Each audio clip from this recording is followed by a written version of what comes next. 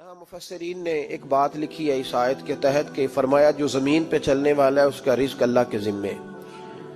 فرماتے ہیں کہ یہ اللہ نے ہماری عقل کے مطابق ہم سے بات کی ہے، ورنہ آسمانوں میں جتنی مخلوق ہے رزق اس کا بھی اللہ کے ذمے ہی ہے. یہاں جو فی الارض کے لفظ ہے زمین پہ، وہ ہمیں سمجھانے کے لیے کہ تم نے تو صرف یہ دنیا دیکھی ہے نا، تو جس کو تم نے دیکھا ہے وہ سب کھاتے اللہ کا دیا ہوا ہی ہے. تو جو ہم نے دیکھا تھا رب کریم نے اس کے مطابق ہمیں سمجھا دیا. فرمایا کچھ تو تم نے دیکھے نہیں، چلو ان کی تم سے بات نہیں کرتے، پر جو تم نے دیکھے ہیں ان سب کا رزق کس کے ذمے ہے؟ اللہ کے. میرے محبوب کریم علیہ الصلوۃ والسلام نے فرمایا اللہ پہ بھروسہ رکھ کے سویرے نکل جانا رزق کی تلاش میں. کس پہ بھروسہ رکھنا ہے؟ نکلنا تمہارے ذمے ہے. یہ نہ کہنا کہ گھر بیٹھوں گا تو یہیں آئے گا، نکلنا تمہاری ذمہ داری ہے. جتنی ذمہ داری ہے وہ پوری کرنا. اللہ پہ بھروسہ کر کے نکل جانا تمہاری ذمہ داری ہے. رب کا ذمہ ہے تمہیں رزق دینا، وہ ضرور تمہیں رزق پہنچائے گا. یا رسول اللہ صلی اللہ علیہ وسلم کس طرح پہنچے گا؟ تو ذرا حضور کے لفظوں کا حسن بھی دیکھیے. نبی پاک صلی اللہ علیہ وسلم نے فرمایا جس طرح موت تمہیں ڈھونڈ لیتی ہے نا کہ تم کہاں موجود ہو، جب وقت آتا ہے تو انسان پاکستان میں ہو تب بھی آ جاتا ہے، جدہ میں ہو تب بھی آ جاتا ہے، مکہ میں ہو یا مدینہ طیبہ میں وقت پھر بھی آ جاتا ہے. فرمایا جس طرح موت تم جہاں بھی ہو تم تک پہنچ جاتی ہے نا، اس طرح تمہارا رزق بھی تم جہاں موجود ہوتے ہو اللہ وہاں پہنچا دیتا ہے. تو یا رسول اللہ صلی اللہ علیہ وسلم کس انداز میں؟ تو فرمایا نکل جانا تمہاری ذمہ داری ہے. فرمایا سویرے پرندے بھی نکل جاتے ہیں اور شام کو جب لوٹتے ہیں تو اللہ انہیں پیٹ بھر کے روزی عطا فرماتا ہے.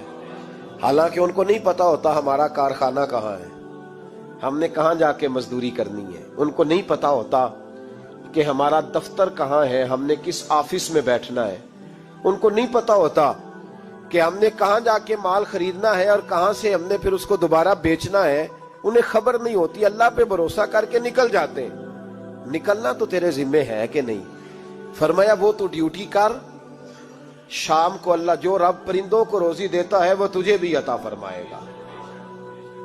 تو جس حال میں ہے، چونکہ تو نے اپنا یہ حال خود نہیں بنایا، جس نے بنایا ہے وہ بڑا بہتر جانتا تھا کہ تو اسی حال میں اسے اچھا لگتا ہے.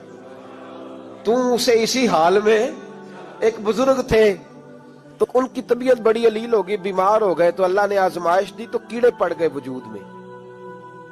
ایک کیڑا یہاں سے کھا رہا تھا، اللہ والے بڑے راضی رہتے ہیں اس کی رضا پہ.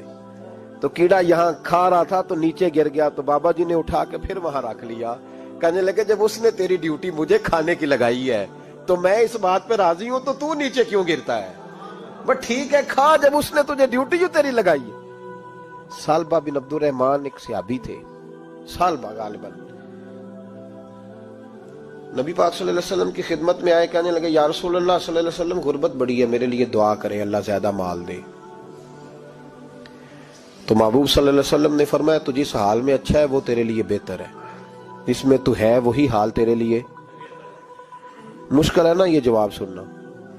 یا رسول اللہ صلی اللہ علیہ وسلم دعا کر دے. تو محبوب نے کیا فرمایا؟ فرمایا تو جس حال میں ہے نا وہ حال تیرے لیے بہتر ہے، اسی میں رہ. کہ نہیں حضور دعا کریں. فرمایا سالبہ تو باز آ جا. حضور دعا کریں. فرمایا تو باز آ جا. 2-3 دفعہ کا ضد کی. محبوب نے فرمایا جا پھر اللہ تجھے زیادہ پیسے دے گا. چند بکریاں خریدی، اتنی برکت ہوئی کہ بکریوں کے ریوڑ بن گئے. پھر کچھ بکریاں بیچ کے گائے خرید لی، ان کے بھی ریوڑ ہو گئے. پھر کچھ اونٹنیاں لے لی، ریوڑ ہی ریوڑ. پہلے 5 وقت مسجد میں آتے تھے، اب فجر اور عشاء رہ گئی. پھر مال زیادہ ہوا تو مدینے شہر میں کوئی جگہ ہی نہیں، مدینے سے باہر حویلی خریدی. پھر جمعہ ہی رہ گیا، جمعے کے جمعے آتے. زکوٰۃ کا حکم آیا. میرے نبی کریم علیہ السلام نے حضرت ابو ہریرہ کو بھیجا. فرمایا جا اسے کہہ تیری زکوٰۃ بنتی ہے 2.5%. تو سالبہ کے پاس حضور نے پیغام بھیجا. پہلے تو کہا تیرے لیے بہتر نہیں مال. جب اصرار کیا تو بڑی برکت ہو گئی، بڑا آیا تو فرمایا زکوٰۃ دے. 2.5% زکوٰۃ ہے. اب جب سوچا کہ 5 اونٹوں پہ ایک بکری جائے گی اور بڑا سارا مجھے دینا پڑے گا، اب جب غور کیا تو یہ تو نہ کہا کہ میں نہیں دیتا، حضرت ابو ہریرہ سے کہنے لگے نبی کریم علیہ السلام کی خدمت میں عرض کرنا کہ میں خود آؤں گا۔ حضرت ابو ہریرہ نے آ کے عرض کی یا رسول اللہ صلی اللہ تعالی علیہ وسلم، حضور وہ کہتے تھے میں خود آؤں گا، تو کہتے ہیں محبوب نے ٹھنڈی سانس لی، فرمایا اسے کہا تھا کہ تیرے لیے مال بہتر نہیں، اب ہلاک ہو گیا، ہائے افسوس ہلاک ہو گیا۔ ان کو بھی تھوڑی دیر کے بعد احساس ہوا کہ یہ میں نے کیا کیا، نبی پاک کو ہی کہہ دیا نہیں ہے، حضور کو کہہ دیا بعد میں آؤں گا۔ اب دوڑے آئے، عرض کی حضور میں سارا کچھ لے کے آیا ہوں، قبول کر لیں۔ محبوب نے فرمایا گویا بلال حبشی کی خشک کھجور بھی قبول ہے، اور صہیب رومی ایک اٹی بان کی لائے تو وہ بھی قبول ہے، اور عمار بن یاسر اور مصعب بن عمیر اگر 2 دینار دے جائیں اور کوئی پرانا جوڑا کسی سپاہی کے لیے چھوڑ جائے تو وہ بھی قبول ہے، لیکن تو اپنا لاکھوں لے کے چلا جا، تیرا کوئی نہیں قبول، معاف کر دیں۔ فرمایا جا معاف کیا، پر پیسے لے کے نہ آنا۔ اگلے سال پھر آئے، بندے ہوئے ہاتھ ہے، محبوبہ میں دولت کا کیا کروں گا، آگ لگانی ہے، قبول کر لیں۔ فرمایا تو لے جا، تیرا نہیں قبول، گرا جو ان کی نگاہ سے وہ سنبھل نہیں سکتا۔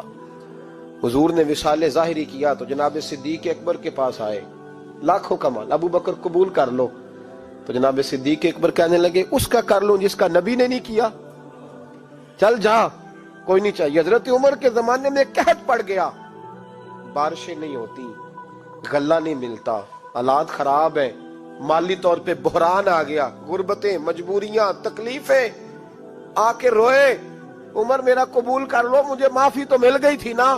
فرمایا معافی اپنی جگہ پہ، پر جس کا مصطفیٰ نے قبول نہیں کیا۔ بہت سارے لوگوں کو پتہ ہی نہیں کہ ان کا قبول ہی نہیں ہوا، اور وہ الجھے ہوئے، انہیں خبر ہی نہیں کہ اصل بات کیا ہے۔ فرمایا جس کا مصطفیٰ کریم نے قبول نہیں کیا، اب ہیرے اور جواہرات بھی لے کے آئے تو بھوکے مریں گے، پر اس کا قبول، اس بات پہ راضی رہو اس حال میں اللہ نے رکھا ہوا ہے، اس حال میں راضی رہو۔ یہ جو مصیبت ہے نا دیکھنی کہ وہ بھی میرے پاس، تمہیں کیا پتا، کبھی پوچھ تو صحیح اس سے وہ کس مصیبت کا شکار ہے، جو مالی طور پہ بڑا امیر ہے، تو اس کی طرف دیکھ کے اپنا دل برا کرتا ہے۔ بس جس حال میں رب نے رکھا ہے اس حال میں رہ۔ حضرت عثمان غنی کے زمانے میں تو وہ وصال کر گئے، لیکن بھائی تو جس حال میں تیرا رب تجھے رکھتا ہے اس حال میں رہ، تیری مالی پریشانیاں ختم ہو جائیں گی۔ امام شافعی فرماتے ہیں جن گھروں میں لوگ فجر کی نماز کے وقت سوئے ہوتے ہیں ان گھروں میں رزق نہیں آتا۔ آپ فرماتے ہیں فجر کا وقت اللہ کے دینے کا وقت ہے، اس وقت اللہ بانٹتا ہے۔ حضور صلی اللہ علیہ وسلم کا فرمان ہے نا حدیث میں کہ تہجد کے وقت اللہ پہلے آسمان پہ نزول اجلال فرماتا ہے جو اس کی شان کے لائق ہے تہجد کے وقت، اور وہ کہتا ہے مانگو میں تمہیں عطا کروں گا۔ لینے کی باری آئے تو بندہ سمیٹ سماٹ کے اندر گھس جائے۔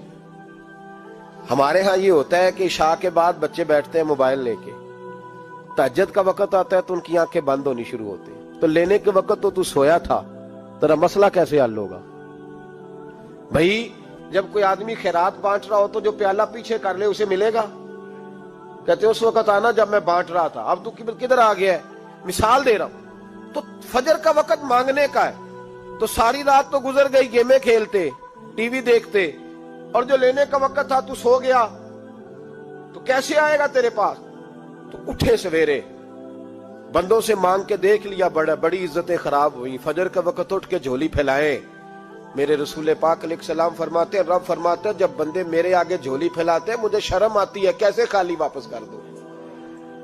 تو اس کے سامنے جھولی پھیلائیں سویرے اٹھ کے، رزق میں برکت ہوگی۔ اور پھر ایک اور بات، 5ویں بات، رزق میں تنگی اس وقت ہوتی ہے جب ہم مال غلط جگہ پہ خرچ کرتے ہیں۔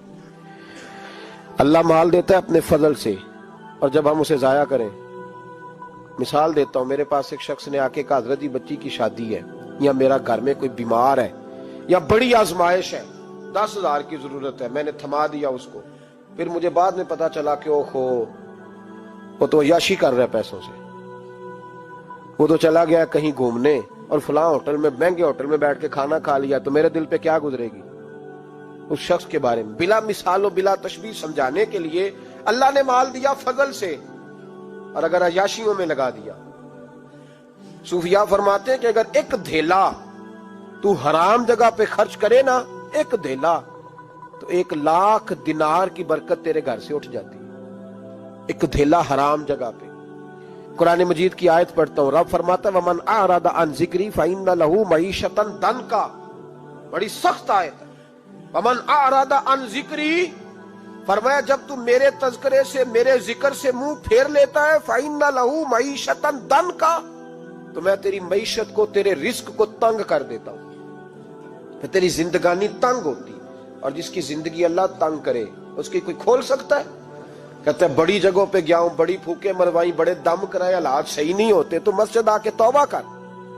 वो कह रहा फइन्ना लहू मईशतन दनका, ऐलान है कुरान पाक का कि जब तू मेरे जिक्र से मुंह फेरेगा, रोटी मेरी खाए और पैसे लेके याशी करे, मस्जिद आई ना। हुक्म तो यह है कि जितनी जितनी नेमत बढ़ती जाए सजदे बढ़ने चाहिए, लेकिन हम लोग सजदे कम करते जाते हैं, फर्द नमाज भी नहीं पढ़ते, फिर रिस्क तंग होता है, फिर अल्लाह के अदल का निजाम चलता है, फिर खराबी होती। इसलिए याद रखें, कुरान मजीद ने हुक्म दे दिया कि अगर चाहते हो कि रिस्क में बरकत हो तो फिर रिस्क देने वाले के आगे झुक जाओ, फिर रिस्क देने वाले के आगे झुको। तो माली परेशानी का बहुत बड़ा सबब यह है कि हम मस्जिद की तरफ नहीं आते, दीन की तरफ नहीं आते, पैसा नाजायज जगह पे खर्च